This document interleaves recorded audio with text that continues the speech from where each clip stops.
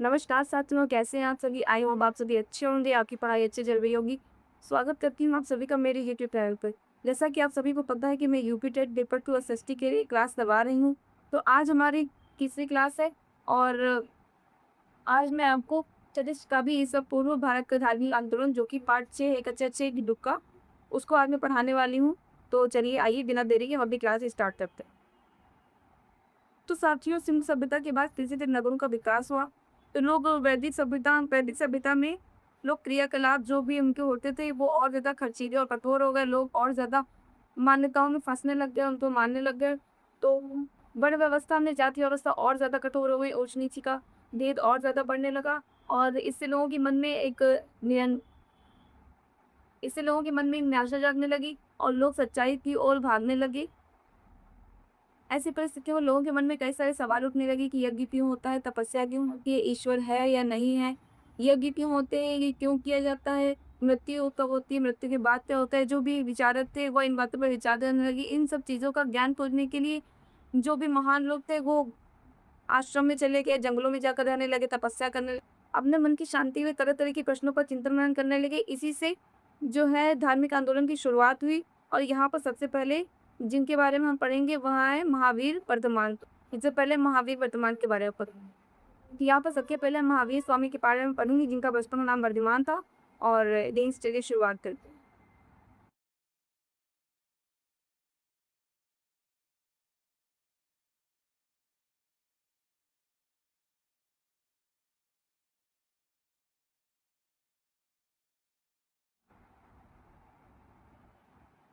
महावीर वर्धमान जैन धर्म से संबंधित और जैन धर्म के 24वें तीर्थंकर थे। इनका बचपन का नाम वर्धमान था। बचपन का नाम इनका वर्धमान था।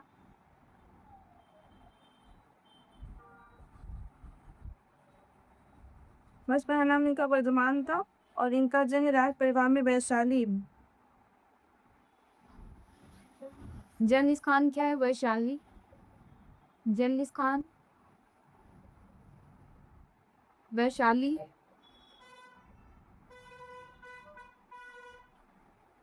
देखिए बिहार में पड़ता है। 40 में बिहार में 540 ईसा पूर्व में हुआ था। 540 ईसा पूर्व में इनका जन्म हुआ।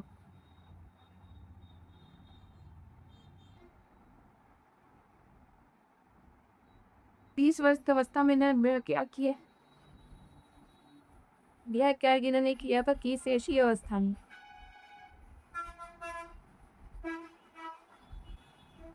माता का नाम त्रिशला।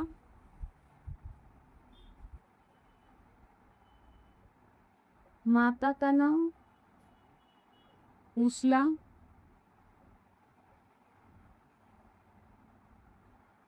और पिता का नाम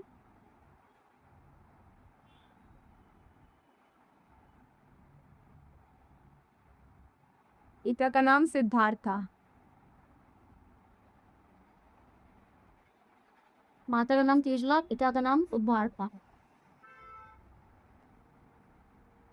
इन्होंने जो अपने उपदेश दिए वो प्राकृत भाषा ने दिए। इन्होंने अपना उपदेश प्राकृत भाषा में दिए हैं। गृह त्याग के बाद इन्होंने कठोर तपस्या की थी। गृह त्याग करने के पश्चात इन्होंने कठोर तपस्या की थी और कठोर तपस्या करने के बाद इन्होंने अपनी इंद्रियों पे विजय प्राप्त कर ली थी, जिसके कारण इन्हें महावीर कहा गया। महावीर और जिन भी कहा जाता है, जिन मतलब होता है जीतने वाला। तो इन्होंने अपनी इंद्रियों पर विजय प्राप्त कर ली थी, इसलिए इन्हें महावीर कहा गया। इंद्रियों पर विजय प्राप्त करने पर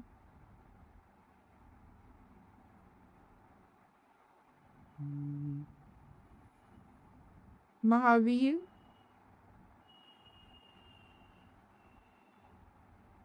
महावीर या जिन कहला रहे। यहाँ पर सबसे पहले महावीर के बारे में पढ़ रहे हैं। महावीर जिनका बचपन का नाम वर्धमान था, 24वें तीर्थंकर थे जैन धर्म के। यहाँ इन्होंने बचपन का नाम इनका वर्धमान था। जन्म स्थान जो था इनका वैशाली था, बिहार में जो कि पड़ता है। और 540 ईसा पूर्व में इनका जन्म हुआ था। इन्होंने गृह त्याग किया था 30 वर्ष की अवस्था में। और इनकी माता का नाम क्या था? माता का नाम तृष्णा था। इनके पिता का नाम सिद्धार्थ था। उपदेश जो ये बोले, जो भी उपदेश दिए हैं वो प्राकृत भाषा में दिए हैं। और इंद्रियों पर विजय प्राप्त करने पर इन्हें महावीर कहा गया, या जिन भी कहा गया। और जिन का अर्थ होता है जानने वाला। भीम अर्थ होता है जानने वाला। सात ऋषभ देव।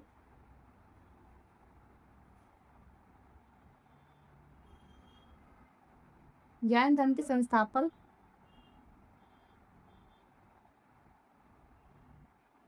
जैन धर्म के संस्थापक वह पहले तीर्थकर थे। वह पहले तीर्थकर थे। महावीर स्वामी ने तीर्थ में दिए। महावीर स्वामी ने तीर्थ में दिए, जिन्हें तीन रत्न कहा जाता है। जिन्हें तीन रत्न भी कहा जाता है। ये तीन रत्न है सही बातों में विश्वास। ये रत्न है, उसमें पहला है सही बातों में विश्वास।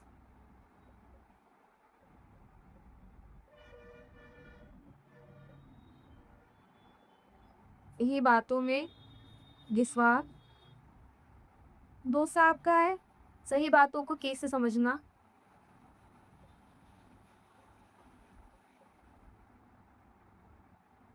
सही बातों को ठीक से समझना।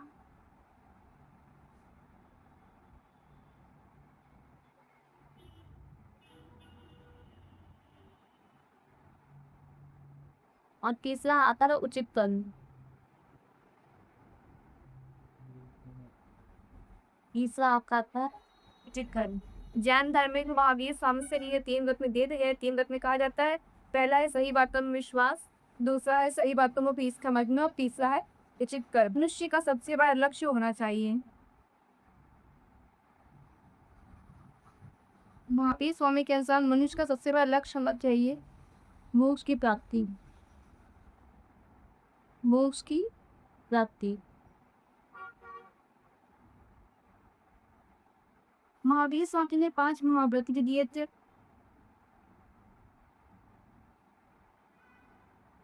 5 महाव्रत दिए थे। 5 महाव्रत कौन से वो मैं भी आपको आगे बताती हूँ, पहले आप इतना नोट कर लीजिएगा। महावीर वर्धमान जो है इनके बारे में हम पढ़ रहे हैं। और ये जो ऋषभ देव थे ये जैन धर्म के संस्थापक भी है और पहले तीर्थकर भी माने जाते हैं। महावीर स्वामी तो विषय तीर्थकर माने जाते हैं। महावीर स्वामी ने त्रिरत्न दिया था, जिसे 3 रत्न बोलते हैं। पहला रत्न पहला इसमें क्या है सही बातों में विश्वास, दूसरा है सही बातों को ठीक से समझना, तीसरा है उचित कर्म। और महावीर स्वामी ने और क्या कहा था कि मनुष्य का लक्ष्य मनुष्य जीवन का सबसे बड़ा लक्ष्य क्या होना चाहिए? मोक्ष की प्राप्ति करना। और महावीर स्वामी ने 5 महाव्रत भी दिए। 5 महाव्रत आप जरूर नोट कर लीजिए कि ये आपके 5 महाव्रत और ये आपके 3 रत्न, इन दोनों को जरूर नोट कर लीजिएगा, एग्जाम में इससे क्वेश्चन पूछा जाता। महावीर स्वामी जी 5 महाव्रत लिखेंगे।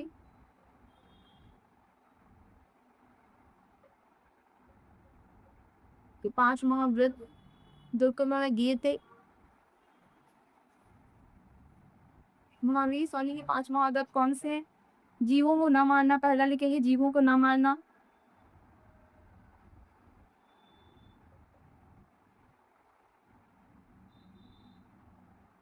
जीवों को न मारना।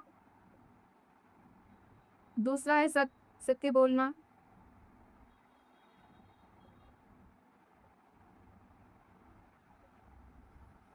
तीसरा है चोरी ना करना।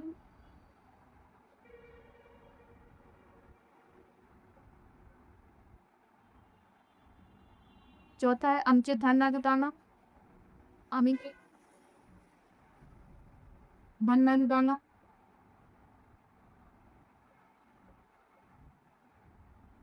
और 5वां है इंद्रियों को वश में करना। इंद्रियों को वश में करना।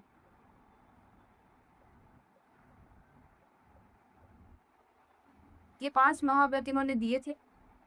तो साथियों ये जो मैं महावीर स्वामी के 5 महाव्रत हैं, पहला है जीवों को न मारना, दूसरा है सत्य बोलना, तीसरा है चोरी न करना, चौथा अनुचित धन न जुटाना, और 5वां है इंद्रियों को वश में करना। ये 5 महाव्रत महावीर स्वामी ने दिए थे। इसके बाद लगभग 2 शताब्दियों तक महावीर स्वामी को ही मतलब इनके ये व्रत चलते हैं। उसके बाद में महावीर स्वामी के अनुयायियों ने इसे 2 भागों में बाँट दिया, जो कि जैन धर्म का इसको उन्होंने 2 भागों में बाँट दिया था। एक था श्वेतांबर और एक था दिगंबर। श्वेतांबर मैं यहाँ पर लिख देती हूँ। जैन धर्म 2 भागों में बँट गया।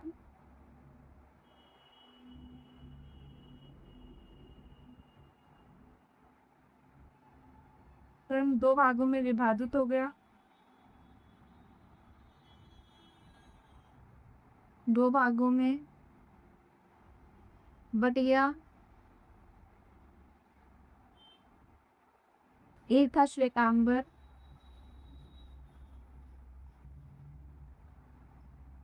श्वेतांबर जो कि श्वेत वस्त्र धारण करते थे, जो कि श्वेत वस्त्र धारण करते थे। और दूसरा था दिगंबर। दूसरा क्या था? दिगंबर। दिगंबर जो कि निर्वस्त्र रहते थे, जो कि निर्वस्त्र रहते थे। लेकिन निर्वस्त्र रहते थे। तो साथियों यहाँ पर हमारा जैन धर्म कंप्लीट होता है। साथियों यहाँ पर हमारा जैन धर्म कंप्लीट होता है। आपकी कक्षा 6 की एससीईआरटी बुक में जितना भी दिया गया वो मैंने आपको यहाँ पर सब डिटेल से बता दिया है और आप इसी को पढ़कर जाएंगे और इसके बाद में हम अपना बौद्ध धर्म स्टार्ट करने जा रहे हैं। साथियों चलिए हम बौद्ध धर्म स्टार्ट करते हैं। बौद्ध धर्म की स्थापना गौतम बुद्ध ने की थी।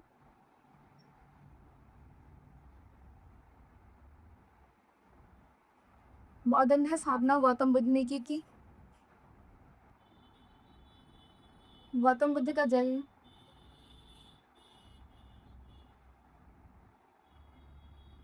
गौतम बुद्ध का जन्म 563 ईसा पूर्व में हुआ था। 563 ईसा पूर्व में लुम्बिनी नामक स्थान पर 563 ईसा पूर्व में लुम्बिनी नामक स्थान पर हुआ था। लुम्बिनी नामक स्थान पर हुआ था। बचपन का नाम सिद्धार्थ था।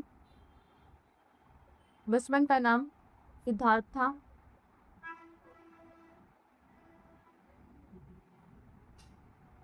माता का नाम महामाया। उनकी माता का नाम था महामाया और पिता का नाम था शुद्धोधन। पिता इनके कौन थे? शुद्धोधन।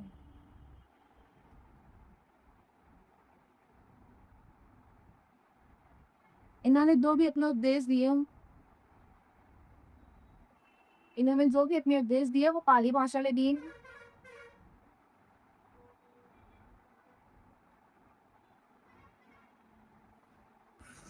गौतम बुद्ध ने सच्चे ज्ञान और शांति की खोज के लिए काफी दिनों तक तपस्या की, इधर उधर भटकते रहे। अंत में उन्हें बिहार में गया नाम के स्थान पर ऋषि मुनियों के साथ में उन्हें ज्ञान की प्राप्ति हुई थी। तो उन्हें ज्ञान की प्राप्ति हुई।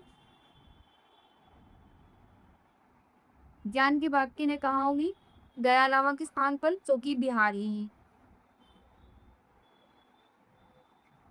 जो कि बिहार में है। इन्हें पीपल के पेड़ की वृक्ष के नीचे ज्ञान की प्राप्ति हुई थी। यहाँ पर ये भी लिख देगा कि पीपल की वृक्ष के नीचे, पीपल वृक्ष के नीचे इनको ज्ञान की प्राप्ति हुई थी। ये आपसे पूछा जाता है कि ज्ञान की प्राप्ति ने किस। महात्मा बुद्ध ने अपना पहला उपदेश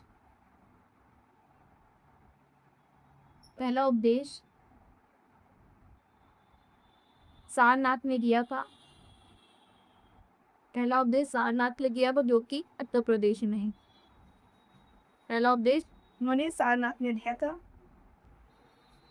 हम यहाँ पर महात्मा बुद्ध के बारे में पढ़ रहे हैं, जो कि बौद्ध धर्म के संस्थापक थे। तो बौद्ध धर्म की स्थापना गौतम बुद्ध ने की थी। गौतम बुद्ध का जन्म 563 ईसा पूर्व में लुम्बिनी नामक स्थान पर हुआ था। इनके बचपन का नाम सिद्धार्थ का, इनकी माता का नाम क्या था? महामाया था। पिता का नाम शुद्धोधन का। और इन्होंने जो उपदेश दिए वो पाली भाषा में दिए थे। ज्ञान की प्राप्ति इन्होंने कहाँ पर, उनको मतलब कहाँ पर ज्ञान की प्राप्ति थी? गया नारदी कांड की और मैं वहाँ इन्हें ज्ञान की प्राप्ति थी, पीपल वृक्ष के नीचे। और इन्होंने पहला उपदेश जो अपना दिया था वो सारनाथ में दिया था। इसके बाद जो है गौतम बुद्ध ने अपनी 4 आर्य सत्य बताए हैं। चलिए उनके बारे में भी हम आगे जान लेते हैं। गौतम बुद्ध ने 4 आर्य सत्य बताए हैं।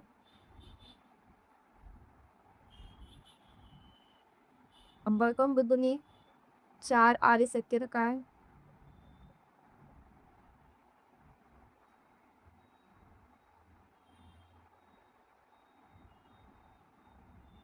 4 आर्य सत्य कौन? पहला है दुःख है। दूसरा है दुःख का कारण।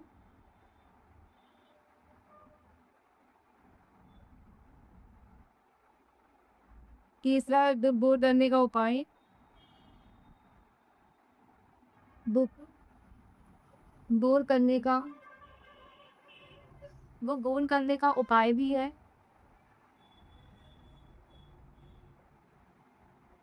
और पांचवा है, चौथा है दुखों को दूर करने का उपाय। दुखों को दूर करने का उपाय। दूर करने का उपाय अष्टांगिक मार्ग है। अष्टांगिक मार्ग है।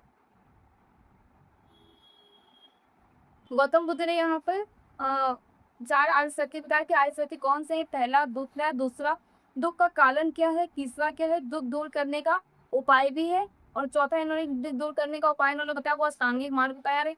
अष्टांगिक मार्ग का मतलब होता है इन्होंने 8 प्रकार के मार्ग बताया कि जिससे आदमी जो है जो भी मनुष्य है वो दुखों से दूर हो जाता है, दुख से मुक्त हो जाता है। वो अष्टांगिक मार्ग आपको याद करने की जरूरत नहीं है, आप केवल इतना याद रखिए कि गौतम बुद्ध ने ही अष्टांगिक मार्ग किया था। एग्जाम में आपसे सीधे-सीधे क्वेश्चन पूछा जाता है कि अष्टांगिक मार्ग किसने दिया, तो वो आपको गौतम बुद्ध का बताना है। अष्टांगिक मार्ग इन्होंने कौन-कौन से दिए थे, वो आपको याद करने की ज़रूरत नहीं है, आपके एग्ज़ाम में नहीं पूछा जाएगा।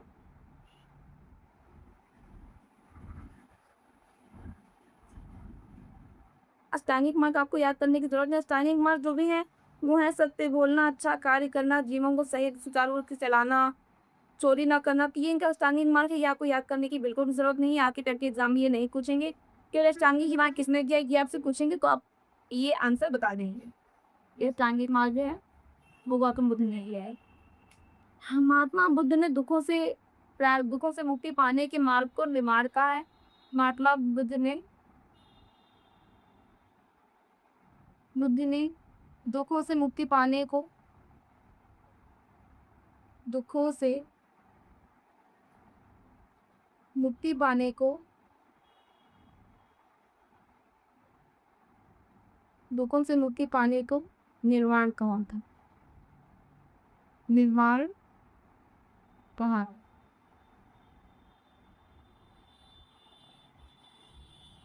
महात्मा बुद्ध ने दुखों की मुक्ति पाने को निर्वाण कहा है। तो साथियों यहाँ पर आपका बौद्ध धर्म पूरा जो कि आपकी बुक में दिया गया है यहाँ पर कंप्लीट होता है। इसके अलावा जो भी इम्पोर्टेंट होगा और आपके ईपीटीसी सिलेबस संबंधित जो भी होगा वो मैं आपको यहाँ पर बताती रहूँगी। कि अगर आपको मेरी वीडियो पसंद आई तो वीडियो को लाइक करिए, चैनल सब्सक्राइब करिएगा। ऐसे ही मैं यूपीटीसी की क्लास लाती रहूँगी, तो आप मेरे चैनल से जुड़े रहिएगा और अपनी पढ़ाई करते रहिए और एग्जाम में अपने अच्छे नंबर लाइए। Thank you.